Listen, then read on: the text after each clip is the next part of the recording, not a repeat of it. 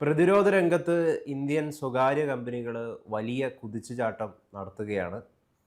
ഇപ്പോൾ ദാ വായവ്യ ഡിഫൻസ് എന്ന് പറഞ്ഞ ഒരു സ്വകാര്യ കമ്പനിയാണ് ഒരു ചെറിയ ജെറ്റ് എഞ്ചിൻ വികസിപ്പിച്ചിരിക്കുന്നത്. ഇത് ഡ്രോണുകൾക്കും മറ്റ് മിസൈലുകൾക്കൊക്കെ അതിൻ്റെയൊക്കെ നിർമ്മാണത്തിലേക്ക് സഹായിക്കും എന്നാണ് നമുക്ക് അറിയാൻ കഴിയുന്ന ഒരു കാര്യം. അപ്പോൾ എങ്ങനെയാണ് സ്വകാര്യ മേഖല ഈ പ്രതിരോധ രംഗത്ത് നടത്തുന്ന ഈ കുതിച്ചുചാട്ടത്തെക്കുറിച്ച് അങ്ങ് വിലയിരുത്തുന്നത്? ജെറ്റ് എഞ്ചിനുകൾ നിർമ്മിക്കാനുള്ള ടെക്നോളജി ഇതുവരെ ഇന്ത്യക്ക് വന്നിട്ടില്ല യഥാർത്ഥത്തിൽ. പക്ഷേ മൈക്രോ ജെറ്റ് എഞ്ചിനുകൾ നിർമ്മിച്ച് ഇന്ത്യ ഒരു വലിയ ചുവടുവെപ്പ് നടത്തിയിരിക്കുകയാണ് ജെറ്റ് എഞ്ചിൻ നിർമ്മാണ മേഖലയിലേക്ക്. ഇപ്പം നമുക്കറിയാം, ഈ കഴിഞ്ഞ ദിവസം നമ്മളെ ഇന്ത്യ ഒരു വിമാനത്തെ ഉപയോഗിക്കുന്ന തരത്തിൽ വലിയ ശക്തിയുള്ള ജെറ്റ് എഞ്ചിൻ ആദ്യം ഇന്ത്യ കാവേരി എഞ്ചിൻ നിർമ്മിക്കാൻ ശ്രമിച്ചു.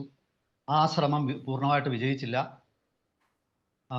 ഒരു യുദ്ധവിമാനത്തെ ശക്തി കൊടുക്കാനുള്ള, അതിനെ പറപ്പിക്കാനുള്ള ശേഷിയുള്ള ഒരു ജെറ്റ് എഞ്ചിൻ നിർമ്മിക്കാനായിട്ട് നമ്മൾ ഫ്രഞ്ച് കമ്പനി സഫ്രാനുമായിട്ട് ചേർന്ന ഒരു പദ്ധതി ഏർപ്പെടാൻ പോവുകയാണ് എന്നാണ് മാധ്യമ വാർത്തകൾ സൂചിപ്പിക്കുന്നത്. ഇതിനിടയിലാണ് ഇന്ത്യയിലെ സ്വകാര്യ മേഖല ചെറിയ UAV-കൾ, അതായത് അൺമാൻഡ് ഏരിയൽ വെഹിക്കിൾ എന്ന് പറയുന്ന ഡ്രോണുകൾ, അതുപോലെ മിസൈലുകൾ, ഇതിനൊക്കെ ശക്തി പകർന്നു കൊടുക്കുന്ന മൈക്രോ ജെറ്റ് എഞ്ചിനുകൾ വിജയകരമായി നിർമ്മിച്ച് ചരിത്രം സൃഷ്ടിച്ചിരിക്കുന്നത്. ഏറ്റവും ഒടുവിൽ ഈ കഴിഞ്ഞ ദിവസം ഒരു മൈക്രോ ടർബോ ജെറ്റ് എഞ്ചിൻ നിർമ്മിച്ച് അത് വിജയകരമായി പ്രദർശിപ്പിച്ച് വായവ്യ ഡിഫൻസ് എന്ന് പറയുന്ന ബംഗളൂരു ആസ്ഥാനമാക്കിയിട്ടുള്ള ഒരു സ്വകാര്യ കമ്പനിയാണ്. ഈ എഞ്ചിന് 4 കിലോ ന്യൂട്ടൺ ത്രസ്റ്റ് ഈ എഞ്ചിന് പ്രദാനം ചെയ്യാൻ പറ്റും. അത് ഈ മീഡിയം ആൾട്ടിറ്റ്യൂഡ് ലോങ് എൻഡുറൻസ് എന്ന് പറയുന്ന ഇപ്പോൾ ഡ്രോണുകളുണ്ടല്ലോ, ഇപ്പം ടർക്കിയുടെ എല്ലാവരും വളരെയധികം കൊട്ടിഘോഷിക്കുന്ന ബൈറക്ടർ ഡ്രോണുകളിലും ഒക്കെ ഇത്തരം എഞ്ചിനുകളാണ് ഉപയോഗിക്കുന്നത്, ബൈറക്ടർ TB-യിലും. അപ്പോൾ അത്തരം ഒരു എഞ്ചിൻ തദ്ദേശീയമായിട്ട് വികസിപ്പിച്ചെടുത്ത് ചരിത്രം സൃഷ്ടിച്ചിരിക്കുകയാണ് ബാംഗ്ലൂർ ആസ്ഥാനമായുള്ള വായവ്യ ഡിഫൻസ്. ഇത് TRJ-M1 ടർബോജെറ്റ് എഞ്ചിൻ എന്നാണ് ഇതിന് പേരിട്ടിരിക്കുന്നത്. ഇതിൻ്റെ ഒരു പ്രദർശനം ഈ കഴിഞ്ഞ ദിവസം ബാംഗ്ലൂരിൽ നടന്നപ്പോൾ 2 മിനിറ്റ് കൊണ്ട് ഈ എഞ്ചിൻ അഴിച്ചെടുക്കുകയും വീണ്ടും അതുപോലെ തന്നെ ഉറപ്പിക്കുകയും ചെയ്തുകൊണ്ട് ഈ കമ്പനിയുടെ എഞ്ചിനീയർമാർ എല്ലാവരെയും അത്ഭുതപ്പെടുത്തി.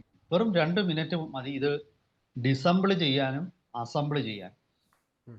അതിൻ്റെ ഒരു ഗുണം, ഒരു യുദ്ധം പോലുള്ള കാര്യങ്ങൾ നടക്കുന്ന ഒരു സന്ദർഭത്തിൽ അതിവേഗത്തിൽ ഇപ്പോൾ ഒരു എഞ്ചിൻ റീപ്ലേസ് ചെയ്യണമെങ്കിലൊക്കെ വളരെ നിമിഷങ്ങൾ മതി. സാധാരണ മണിക്കൂറുകൾ അല്ല, ദിവസങ്ങളൊക്കെ വേണ്ടി വരുന്ന ഒരു കാര്യങ്ങളൊക്കെ. ഇതൊരു മോഡുലാർ എഞ്ചിനാണ്. അതായത് വളരെ കുറഞ്ഞ ഭാഗങ്ങൾ മാത്രമേ ഉള്ളൂ. ഇതിന് വളരെ വേഗത്തിൽ ചെറുതായിട്ട് കുറച്ച് ഭാഗങ്ങളുള്ളതുകൊണ്ട് വേഗത്തിൽ അസംബിൾ ചെയ്ത് ആ എഞ്ചിൻ ഡ്രോണിൽ ഉറപ്പിക്കുക, അല്ലെങ്കിൽ മിസൈലിൽ ഉറപ്പിക്കുക. വെറും 80 സെൻറ്റിമീറ്റർ നീളവും 30 സെൻറ്റിമീറ്റർ ഡയമീറ്ററും 20 കിലോഗ്രാം മാത്രം തൂക്കവുമുള്ള ഈ എഞ്ചിന് ഞാൻ പറഞ്ഞല്ലോ, ഒരു ആംഡ് ഡ്രോണിനെയൊക്കെ ഇത്ര ശക്തി മതിയാവും. 4 കിലോ ന്യൂട്ടൺ എന്ന ഒരു ശക്തി പ്രദാനം ചെയ്യാൻ പറ്റും. ഇതിൻ്റെ ത്രസ്റ്റ് സ്കെയിലപ്പ് ചെയ്യാനായിട്ടുള്ള ശ്രമത്തിലാണ്. ഉടൻ തന്നെ 5 കിലോ ന്യൂട്ടൺ ശക്തിയുള്ള ഈ TRJ-M1 ടർബോജെറ്റ് എഞ്ചിൻ്റെ പുതിയ അപ്ഗ്രേഡഡ് വെർഷൻ ഇപ്പോൾ ഉടൻ തന്നെ ലഭ്യമാകുമെന്നാണ് ആ കമ്പനി പറയുന്നത്. അത് ഭാവിയിൽ 10 കിലോ ന്യൂട്ടൺ ആയിട്ട് വർദ്ധിപ്പിക്കും എന്നാണ് അവർ പറയുന്നത്. അപ്പോൾ സാധാരണ ഏവിയേഷൻ ഫ്യൂവൽ എന്ന് പറയുന്ന ഒരുതരം ഹൈലി റിഫൈൻഡ് മണ്ണെണ്ണയാണ്, കെറോസിനാണ്. അത് ഉപയോഗിച്ച് ഈ ടർബോജെറ്റ് എഞ്ചിൻ പ്രവർത്തിക്കും. അത് മാത്രവുമല്ല, ഈ എഞ്ചിൻ്റെ പ്രത്യേകത ഞാൻ ഈ പറഞ്ഞ പോലെ digital electronic engine controller, electric start system തുടങ്ങിയവയൊക്കെ ഉള്ള ഒരു എഞ്ചിനാണ്. അതുപോലെ ഇതിന് മറ്റൊരു ഗുണം എന്ന് പറയുന്നത് ഇതിന് ലോ മെയിൻ്റനൻസ് ആണ്. അതിന് വലിയ അഡാപ്റ്റബിലിറ്റി ഉണ്ട്. ഇത് ബാറ്ററിയും കൂടെ ഉപയോഗിക്കുന്ന രീതിയിലേക്ക് എഞ്ചിൻ മാറ്റാം. അങ്ങനെ ഇതൊരു ഹൈബ്രിഡ് പ്രൊപ്പൽഷൻ, അതായത് ഇലക്ട്രിക് വഴിയും അതുപോലെ ഞാൻ ഈ പറഞ്ഞ കെറോസിൻ ഫ്യൂവൽ വഴിയും രണ്ട് രീതിയിലും ഈ പ്രൊപ്പൽഷൻ പ്രവർത്തിപ്പിക്കാൻ പറ്റുന്ന ഒരു എഞ്ചിനാണിത്. അങ്ങനെ ഒരുപാട് പ്രായോഗിക തലത്തിൽ ഒരുപാട് അഡ്വാൻറ്റേജസ് മേൽക്കൈകൾ നമുക്ക് നൽകുന്ന ഒരു എഞ്ചിനാണ്. അപ്പം ഇന്ത്യയെ സംബന്ധിച്ചിടത്തോളം ഇന്ത്യയുടെ ഡ്രോൺ നിർമ്മാണ രംഗത്ത് പൂർണ്ണമായും ആത്മനിർഭരത, അതായത് നമ്മൾക്ക് മറ്റ് രാജ്യങ്ങളിൽ നിന്ന് എഞ്ചിനൊന്നും ഇറക്കുമതി ചെയ്യണ്ട എന്നുള്ള അവസ്ഥയിലേക്ക് നമുക്ക് എത്താൻ ഇതുകൊണ്ട് പറ്റും. ഇപ്പം നമ്മൾ തൽക്കാലം ഉപയോഗിക്കുന്ന പല എഞ്ചിനുകളും വിദേശത്തു നിന്ന് ഇറക്കുമതി ചെയ്തതാണ്. ഇപ്പം തപസ് എന്ന് പറയുന്ന നമ്മുടെ തദ്ദേശീയമായിട്ട് നിർമ്മിക്കുന്ന സർവൈലൻസ് ഡ്രോൺ ഉണ്ട്, അതുപോലെ ആർച്ചർ, ഇതൊക്കെ NPO സാറ്റേണിൻ്റെ എഞ്ചിനാണ് ഉപയോഗിക്കുന്നത്. ഇത് പറയുമ്പോഴും ഞാൻ മറന്നുപോകാത്ത ഒരു കാര്യം, നമ്മുടെ DRDO, പൊതുമേഖലാ സ്ഥാപനമായ DRDO ഈ കഴിഞ്ഞ നാളുകളിൽ മനിക് എഞ്ചിൻ എന്ന് പറയുന്ന ഒരു ജെറ്റ് എഞ്ചിൻ, അതൊരു ടർബോ ഫാൻ എന്ന് പറയുന്ന ഒരു കാറ്റഗറി, അത് ഈ ടർബോ ജെറ്റും ടർബോ ഫാനും രണ്ട് തരത്തിലുള്ള ജെറ്റ് എഞ്ചിനുകളാണ്. ടർബോ ഫാൻ എഞ്ചിൻ കൂടുതലും ഈ സബ്സോണിക് ക്രൂയിസ് മിസൈല്, അതായത് ശബ്ദത്തെക്കാൾ വേഗത കുറഞ്ഞ തരം ആകാശയാനങ്ങളിലാണ് അത് ഉപയോഗിക്കുന്നത്. ഇപ്പോൾ അതിന് ശക്തിയുടെ കാര്യത്തിൽ ശക്തി കൂടിയ ടർബോ ഫാൻ എഞ്ചിനും ഇപ്പോൾ നിർമ്മിച്ചു തുടങ്ങിയിട്ടുണ്ട്. അതാണ് യുദ്ധവിമാനങ്ങൾ പലതും ഇപ്പോൾ കുറച്ചുകൂടെ സൈലന്റ് ആണ് ടർബോ ഫാൻ എഞ്ചിൻ. അത് കാരണം യുദ്ധവിമാനങ്ങൾ പലപ്പോഴും ടർബോ ഫാനാണ് ഉപയോഗിക്കുന്നത്. ടർബോ ജെറ്റ് എഞ്ചിന്റെ പ്രത്യേകത, അതിന് വലിയ ശക്തിയുണ്ട്, സൂപ്പർസോണിക് വേഗതകളൊക്കെ അച്ചീവ് ചെയ്യാൻ ഈ എഞ്ചിൻ കൊണ്ട് നിസ്സാരമായിട്ട് പറ്റും. പക്ഷെ അതിന് കൂടുതൽ ശബ്ദം ഉണ്ടാക്കുന്നുണ്ട്, അങ്ങനെ ഒരു കുഴപ്പമുണ്ട്. ഇന്ത്യയിൽ ഈ ഞാൻ മുമ്പ് പറഞ്ഞ ബൈറക്ടർ, ടർക്കിയുടെ ബൈറക്ടർ ഡ്രോണ്, അതുപോലെ ഈ ഇറാന്റെ ഷഹീദ് ഡ്രോണ്, അതിലൊക്കെ തന്നെ ടർബോ ജെറ്റ് എഞ്ചിനുകളാണ് ഉപയോഗിക്കുന്നത്. ഇന്ത്യയില് ഇപ്പം ഇത് മാത്രമല്ല, ഞാൻ ഈ ഡ്രോണുകളിൽ ഉപയോഗിക്കുന്ന ടർബോ പ്രോപ്പ്, ഇലക്ട്രിക് പ്രൊപ്പൽഷൻ, അങ്ങനെ വിവിധ തരത്തിലുള്ള എഞ്ചിനുകൾ ഉപയോഗിക്കാറുണ്ട്. പക്ഷേ ഇന്ത്യ ഇപ്പോൾ ഈ ടർബോ ജെറ്റ് എഞ്ചിന്റെ നിർമ്മാണം തുടങ്ങുന്നത്, ഞാൻ ഈ പറഞ്ഞ പോലെ വേഗത്തിലുള്ള സൂപ്പർസോണിക് ഡ്രോണുകളുടെ നിർമ്മാണത്തിൽ നമുക്ക് വലിയൊരു മുന്നേറ്റമായിരിക്കും തദ്ദേശീയമായിട്ട് ടർബോ ജെറ്റ് എഞ്ചിനുകൾ നിർമ്മിച്ചത് മൂലം ഉണ്ടാകുന്നത്.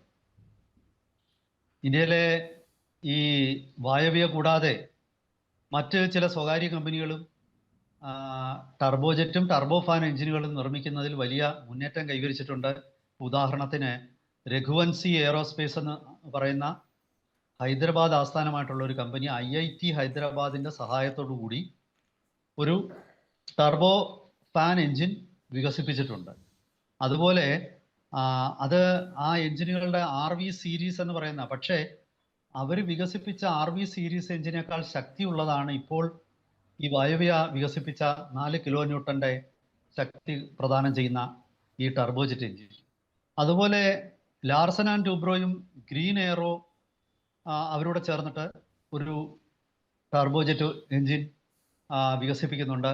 CSIR-ഉം national aviation NAL, national aviation ലിമിറ്റഡോട് ചേർന്നിട്ട് മറ്റൊരു എഞ്ചിൻ നമ്മൾ വികസിപ്പിക്കുന്നുണ്ട്. അതായത് ഇതൊക്കെ നൽകുന്ന ഒരു സൂചന എന്ന് പറയുന്നത്, ഇപ്പോൾ ആദ്യം ഗൗതം പറഞ്ഞതുപോലെ നമ്മുടെ സ്വകാര്യ മേഖല പ്രതിരോധ വ്യവസായത്തിൽ വലിയ നിർണായകമായ പങ്ക് വഹിക്കുന്ന ഒരു സ്ഥിതിയിലേക്ക് എത്തിയിരിക്കുകയാണ്. പ്രത്യേകിച്ച് ഈ ഡ്രോണുകളുടെ കാര്യം വരുമ്പോൾ ഞാനത് എപ്പോഴും ശ്രദ്ധിക്കാറുണ്ട്. DRDOയ്ക്ക് തപസ് BH-201 എന്നുള്ള നിരീക്ഷണ ഡ്രോണും അതുപോലെ ആർച്ചർ എന്ന് പറയുന്നതും വികസിപ്പിക്കാനായിട്ട് വർഷങ്ങളായിട്ട് ശ്രമിച്ചു. തപസ് ഡ്രോൺ ഇപ്പോഴും അതിൻ്റെ ഉദ്ദേശ ലക്ഷ്യങ്ങൾ പൂർണ്ണമായിട്ട് സാധിച്ചിട്ടില്ല. ആർച്ചർ ഈ അടുത്ത കാലത്ത് വിജയകരമായി പരീക്ഷിച്ചു എന്നൊക്കെയാണ് വാർത്തകൾ വന്നിട്ടുള്ളത്. പക്ഷെ അതിൻ്റെ പരീക്ഷണം ഇപ്പോഴും നിരവധി ചുവടുകൾ മുന്നോട്ട് പോകാനുണ്ട്. ഇതേ സാഹചര്യത്തിൽ തന്നെ നമ്മൾ നോക്കുമ്പോൾ സ്വകാര്യ മേഖലയിലുള്ള ബാംഗ്ലൂർ ആസ്ഥാനമായിട്ടുള്ള ഫ്ലൈയിങ് വെഡ്ജ്, അല്ലെങ്കിൽ ടാറ്റ ഡിഫൻസ് സിസ്റ്റംസ്, പിന്നെ അദാനി ഡിഫൻസ്, പൂനെ ആസ്ഥാനമായിട്ടുള്ള സോളാർ ഡിഫൻസ് ഇൻഡസ്ട്രീസ്, അതുപോലെ മഹാരാഷ്ട്രയിലെ മറ്റൊരു കമ്പനിയായിട്ടുള്ള ഭാരത് ഫോർജ്, ഐഡിയ ഫോർജ്, ഇങ്ങനെ നിരവധി കമ്പനികൾ ഡ്രോൺ നിർമ്മാണത്തിൻ്റെ കാര്യത്തിൽ വലിയ മുന്നേറ്റം നടത്തിയിരിക്കുകയാണ്. ഇവരൊക്കെ തന്നെ, അതുപോലെ Adani defence Israel Elbit systems എന്ന ഇസ്രായേൽ കമ്പനിയുമായിട്ട് ചേർന്നിട്ട് ദൃഷ്ടി 10 എന്ന ഡ്രോൺ നിർമ്മിച്ച്, ആ ദൃഷ്ടി ഡ്രോണ് ഹെർമിസ് എന്ന ഡ്രോണിൻ്റെ പേര്, ഹെർമിസ് എന്ന ഡ്രോണാണ് ഇവിടെ ദൃഷ്ടി എന്നുള്ള ഒരു മാറ്റം വരുത്തി നമ്മളിവിടെ നിർമ്മിക്കുന്നത്. അത് ഓപ്പറേഷൻ സിന്ദൂറിൽ ഉപയോഗിച്ചിരുന്നു. അതുപോലെ ഇപ്പോൾ ഇന്ത്യ ഏതാണ്ട് 90ഓളം ആധുനിക ഡ്രോണുകൾ വാങ്ങിക്കാനായിട്ടുള്ള നീക്കത്തിലാണ്. അത് പിന്നെ ലാർസൻ ആൻഡ് ട്യൂബ്രോ പോലുള്ള കമ്പനികൾ ഇപ്പോൾ അമേരിക്കയിലെ ജനറൽ ആറ്റമിക്സുമായിട്ട് വരെ സഹകരിച്ചുകൊണ്ട് ഇത്തരം ഡ്രോണുകൾ നിർമ്മിക്കാനുള്ള ഒരു നീക്കം തുടങ്ങിക്കഴിഞ്ഞിരിക്കുകയാണ്. ഇന്ത്യയുടെ എല്ലാ സ്വകാര്യ മേഖലയിൽ വലിയ മുന്നേറ്റമാണ് ഈ പ്രത്യേകിച്ച് ഡ്രോൺ മേഖലയിൽ നടത്തിക്കൊണ്ടിരിക്കുന്നത്. അപ്പോൾ എന്തായാലും ശരി, തദ്ദേശീയമായിട്ട് മൈക്രോ ടർബോഫാൻ എഞ്ചിനുകളൊക്കെ നിർമ്മിച്ച് അത് മാസ് പ്രൊഡക്ഷനിലേക്ക് എത്തുമ്പോൾ, അതുപോലെ മനിക് എഞ്ചിന് ഞാൻ മറക്കുന്നില്ല, DRDOയുടെ, ഇതെല്ലാം പുറത്തേക്ക് വരുമ്പോഴേക്കും ഇന്ത്യ ഈ ഒരു മൈക്രോ ജെറ്റ് എഞ്ചിനുകളുടെ കാര്യത്തിൽ ഇന്ത്യ സ്വയം പര്യാപ്തതയിലേക്ക് താമസിയാതെ എത്തും എന്നുള്ള കാര്യത്തിൽ സംശയമില്ല. അത് വിദേശത്തു നിന്നും റഷ്യയിൽ നിന്നും അമേരിക്കയിൽ നിന്നും ഫ്രാൻസിൽ നിന്നും ഒക്കെ ഇറക്കുമതി ചെയ്യുന്ന പൂർണ്ണമായിട്ടും അതോടുകൂടി നമുക്ക് നിർത്താൻ പറ്റും എന്നാണ് ഞാൻ മനസ്സിലാക്കുന്നത്. വരും ദിവസങ്ങളിൽ ഈ മുന്നേറ്റത്തിന്റെ പുതിയ വിജയഗാഥകളുമായിട്ട് നമുക്ക് വീണ്ടും പ്രേക്ഷകരുടെ മുന്നിലെത്താം.